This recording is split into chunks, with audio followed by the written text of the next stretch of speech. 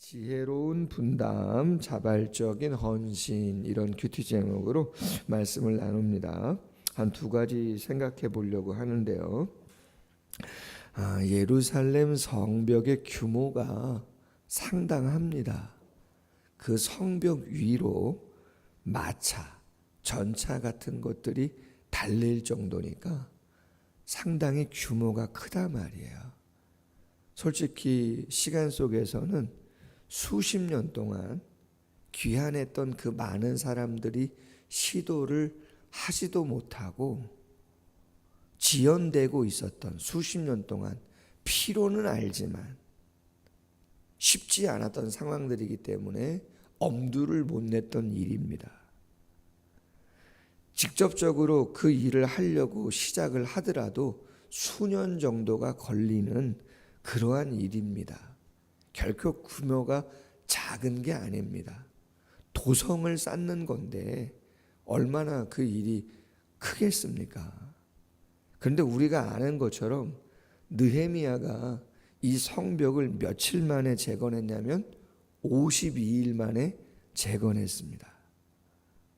수십 년 동안 엄두도 못 냈고 시작을 해도 수년 동안 걸리는 일을 단 52일 만에 2달도 못 돼요 완전히 재건했다는 거예요.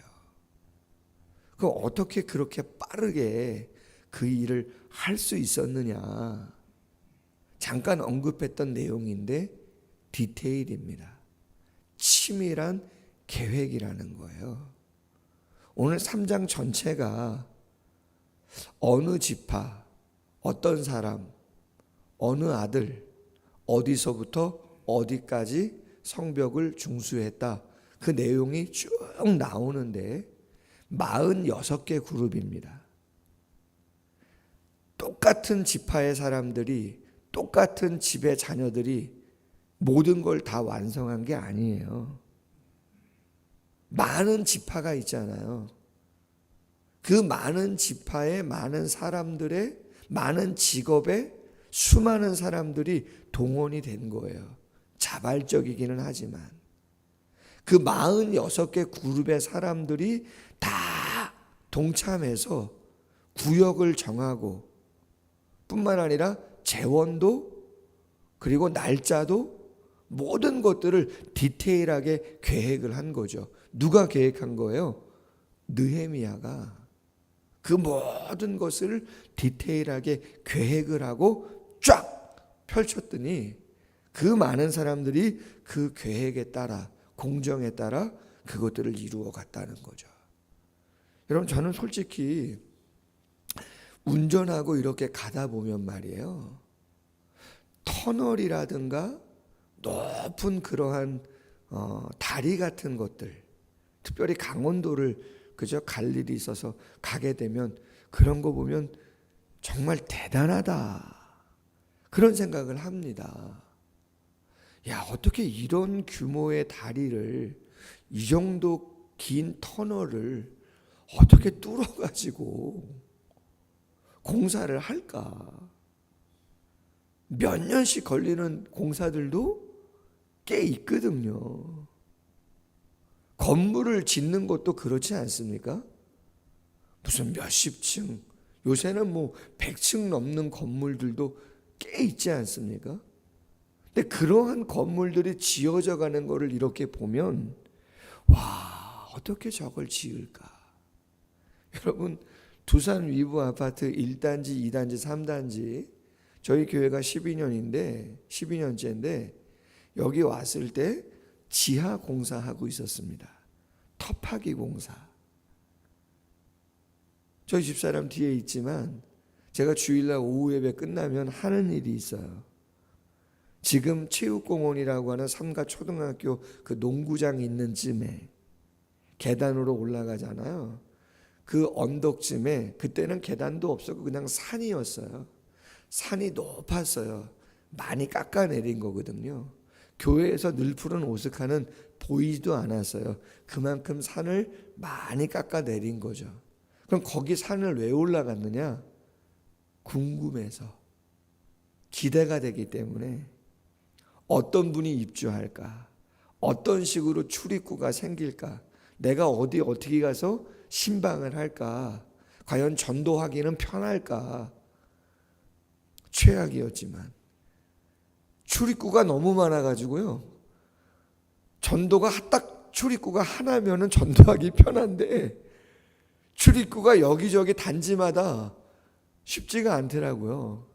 어쨌든 저 공사를 하는데 말이죠. 재밌습니다. 세상이 좁아요.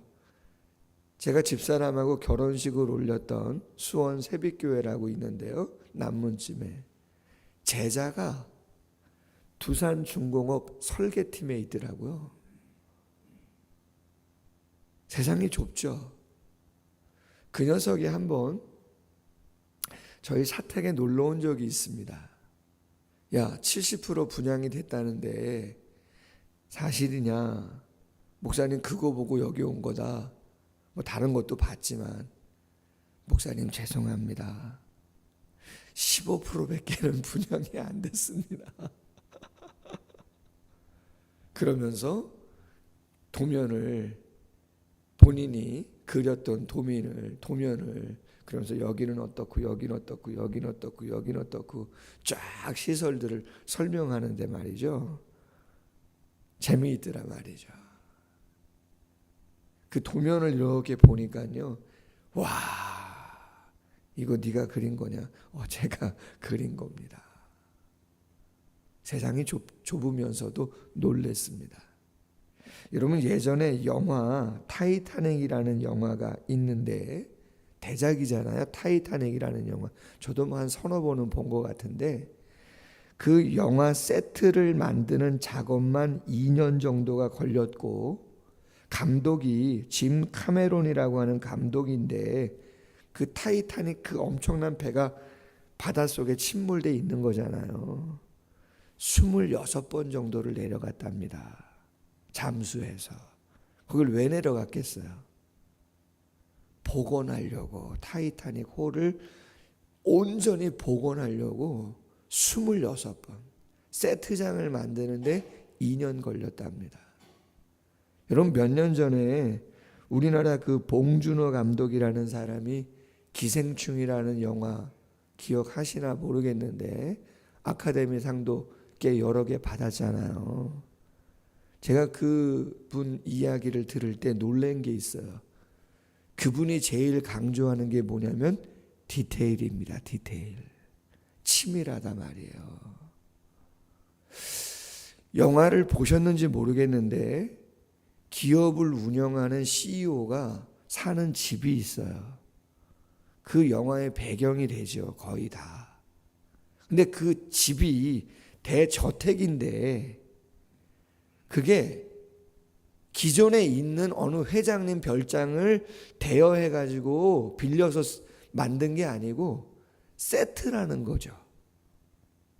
그 집 자체가 만든 거라는 거예요. 영화를 위해서 세트장이라는 거예요. 거기에 걸려있는 액자, 거기에 놓여있는 무슨 컵 하나 뭐 하나까지도 다 영화를 위해서 갖다 놓은 소품들이라는 거예요. 여러분 놀랍지 않습니까? 깜짝 놀랐습니다. 거기에 들어가 있는 냉장고, 거기에 있는 식탁, 소파, 뭐 쓰레기통 하나까지 모든 것이 다 소품인 거예요. 어마어마하지 않습니까? 창문을 낸 거, 정원을 꾸민 거, 나무를 심어 놓은 거, 그 모든 게 세트라는 거예요. 느헤미야가 성벽을 재건합니다. 수십 년 동안 엄두도 못 냈고 수년이 걸려야 되는 것을 어떻게 52일 만에 끝냈냐?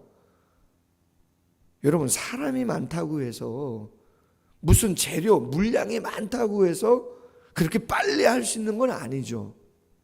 당연히 도움은 되겠지만 정신이 더 없을 수도 있지 않아요? 오늘 말씀 중에 아주 긴 본문을 읽었는데 제일 많이 나오는 표현이 뭡니까?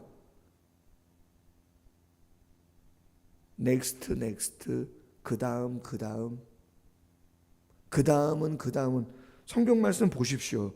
16절부터 계속 보세요. 제일 먼저 나오는 게 뭐예요? 그렇죠. 그 다음은 계속해서 그 다음은 끊임없이.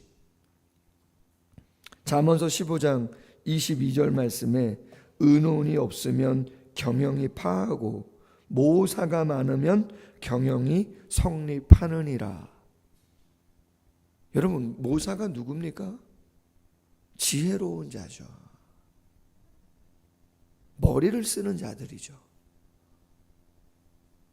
디테일하게, 치밀하게 계획을 세우는, 그런 게 없이 될 수 없죠.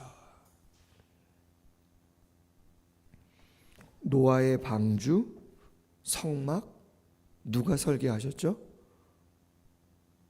그럼요, 하나님이 설계하셨죠.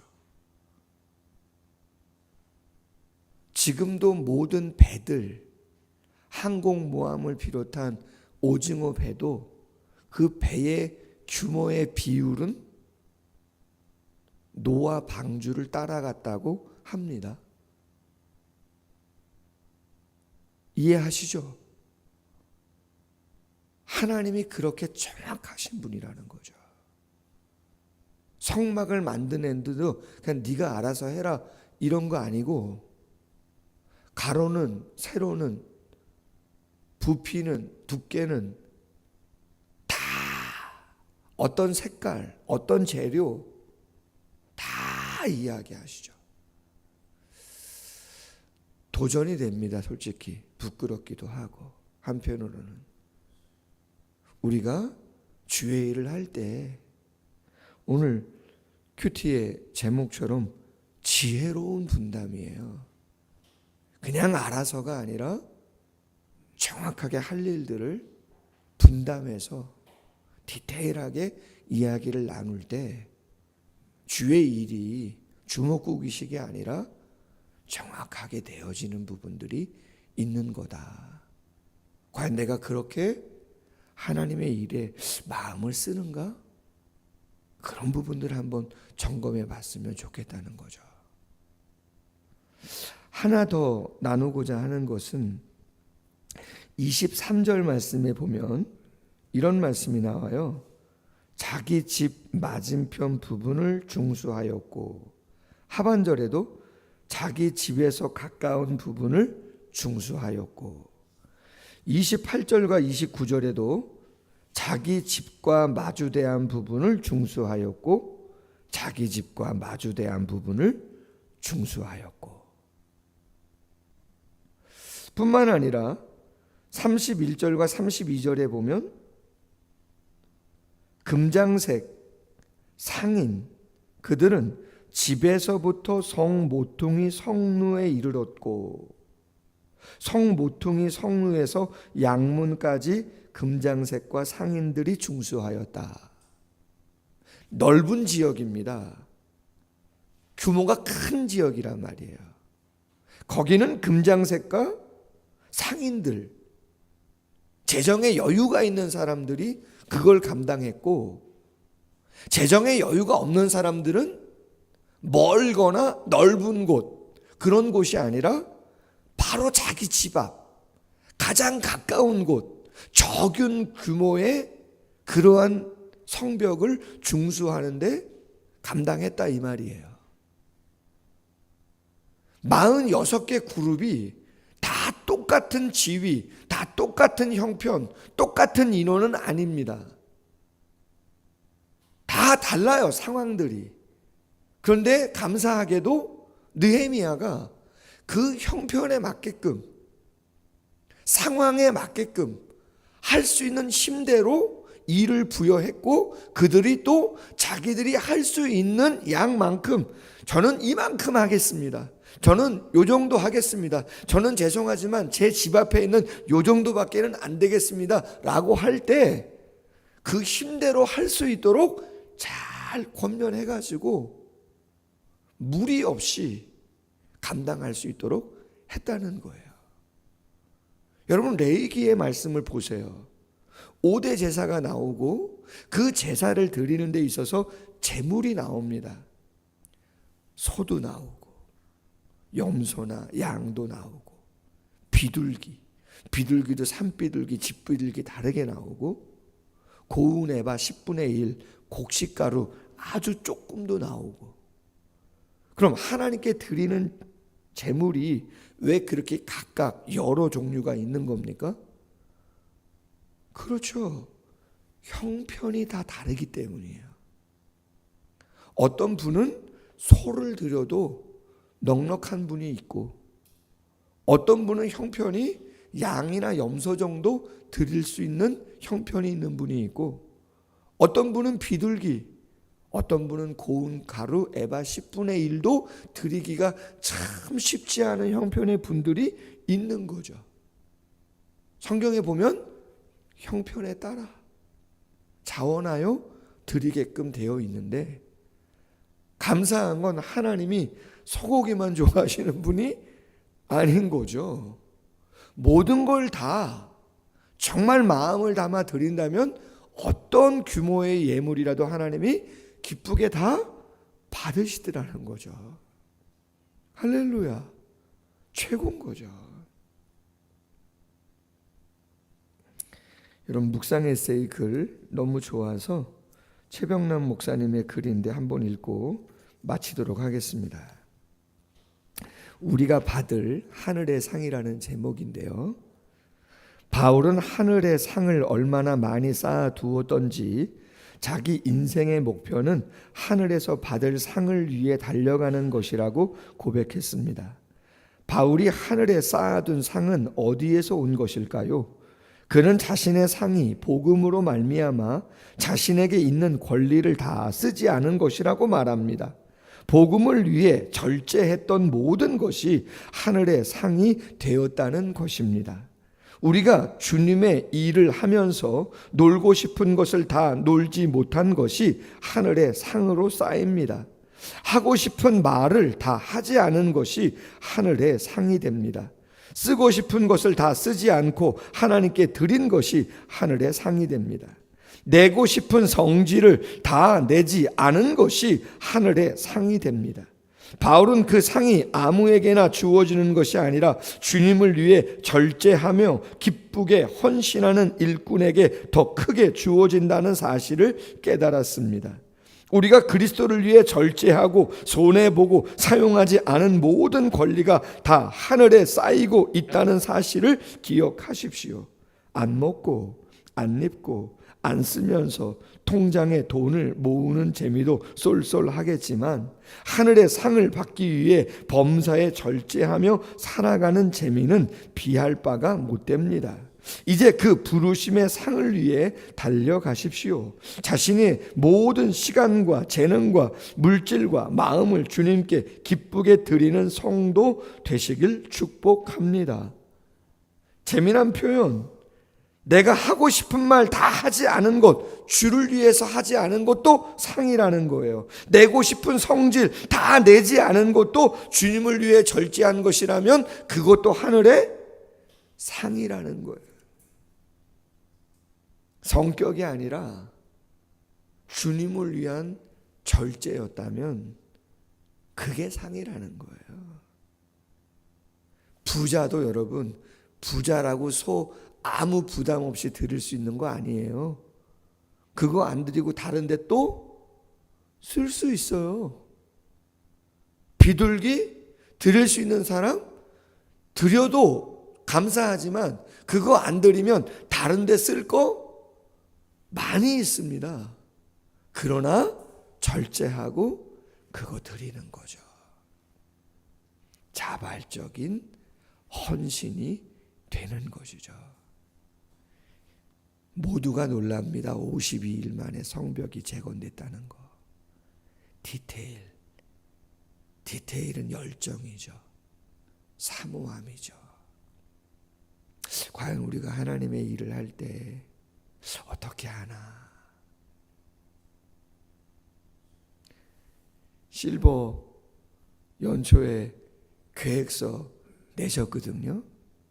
남전도회, 여전도회 회장님들 연간 계획 세워서 한번 좀 교회 행사랑 중복되지 않도록 한번 계획 세워서 내달라 했단 말이에요. 계획서를 갖고 오셨어요. 실버, 여전도회, 남전도회 뭐 다 갖고 오셨거든요. 청년부도 내고. 제일 죄송합니다. 제일 디테일하게 잘 낸 부서가 어디냐? 실버입니다. 죄송합니다. 실버입니다. 실버. 디테일하죠. 제가 놀랬어요. 제가 놀랬어요. 와.